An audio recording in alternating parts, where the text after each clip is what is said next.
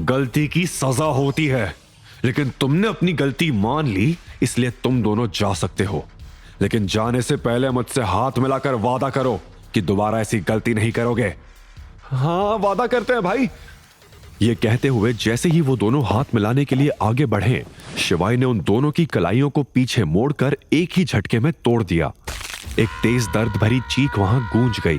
शिवाय ने उन दोनों को छोड़ते हुए कहा, यह निशानी तुम्हें इस गलती की याद दिलाती रहेगी। उन दोनों को छोड़कर शिवाय ने लड़की की ओर देखा, जो अभी भी सदमे में थी और वो डर के मारे कांप रही थी। शिवाय ने उसकी ओर देखा, फिर एक गहरी सांस लेकर उसके पास गया।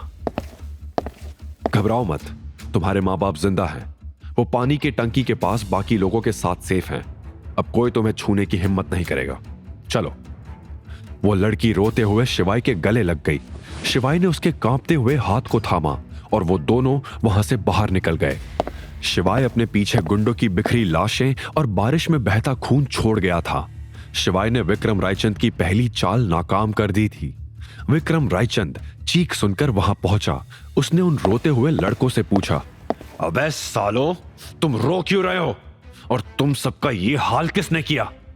उन लड़कों ने बताया, एक आदमी है जो प्रेत की तरह आया और हम सबको खत्म करके गायब हो गया। विक्रम ने झुंझलाते हुए उसे एक थप्पड़ मारते हुए कहा, साले भांग चढ़ा रखी है क्या? बता कैसा दिखता था वो? दूसरे लड़के ने दर्द से कराहते हुए कहा, उसने रुमाल से अपना चेहरा ढक रखा था, लेकिन देखने में बहुत स्मार्ट और जिम वाला बंदा लग रहा था। विक्रम ने गुस्से से कहा, सालो, किसी काम के नहीं हो तुम लोग। विक्रम रायचंद ने हालात बिगड़ते देख तेजी से अपनी कार स्टार्ट की, लेकिन जैसे ही उसने गाड़ी आगे बढ़ाई, तभी धड़ाम की आवाज के साथ कोई भारी चीज उसकी कार की छत पर गिरी। ड्राइवर ने घबराकर ब्रेक लगाए। विक्रम ने झुंझलाते हुए कहा, अब ये क्या नया लफड़ा है? वो जल्दी से कार की छत की ओर देखने लगा। उसकी आंखें फैल गई। उसका ही एक आदमी लहूलुहान होकर कार की छत पर मरा हुआ गिरा पड़ा था। विक्रम के माथे पर पसीना आ गया। उसने गुस्से में ड्राइवर को देखा और घबराते हुए जोर से बोला, अबे ओ, अपने मामा की बारात का इंतजार कर रहा है क्या? देख क्या रहा है बे? जल्दी गाड़ी भगा।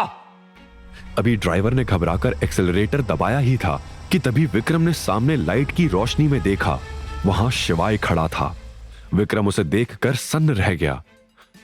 शिवाय? शिवाय आगे बढ़ा। उसकी आंखें अब विक्रम के चेहरे के ठीक सामने थी। उसने हंसते हुए कहा, विक्रम, इस तरह की छिछोरी हरकत तू ही कर सकता है, लेकिन तुझसे एक गलती हो गई। तूने मुझसे बदला लेने के लिए उस गोदाम में आग लगाई, लेकिन शायद तुझे पता नहीं कि मैंने यह गोदाम पिछले महीने ही किसी और को बेच दिया था। यह सुनकर विक्रम को खुद पर बहुत गुस्सा आ रहा था। शिवाय ने धीमे से लेकिन धमकी भरे अंदाज में कहा, अगली बार अगर तू मेरे सामने आया तो किसी को तेरी चिता जलाने का भी मौका नहीं मिलेगा। विक्रम को कुछ सेकंड तक समझ ही नहीं आया कि क्या जवाब दे। फिर उसने हल्की हंसी हंसते हुए खुद को संभालने की कोशिश की। विक्रम ने हंसते हुए मगर हल्की घबराहट के साथ कहा, मैं तेरी इन खोखली धमकियों से डरने वाला नहीं शिवाय। शिवाय भी अचानक हंस पड़ा, लेकिन उसकी हंसी कुछ अजीब थी। शिवाय ने हंसते हुए कहा,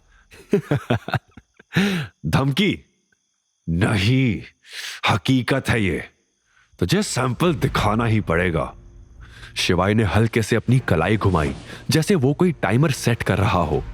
अपनी घड़ी की ओर देखते हुए शिवाय ने कहा, विक्रम, अगर अगले 10 सेकंड में तू अपनी कार से दूर नहीं हटा तो अपनी कार के साथ तू भी फट जाएगा। यह सुनते ही विक्रम के चेहरे से हंसी गायब हो गई। विक्रम ने चौंकते हुए कहा,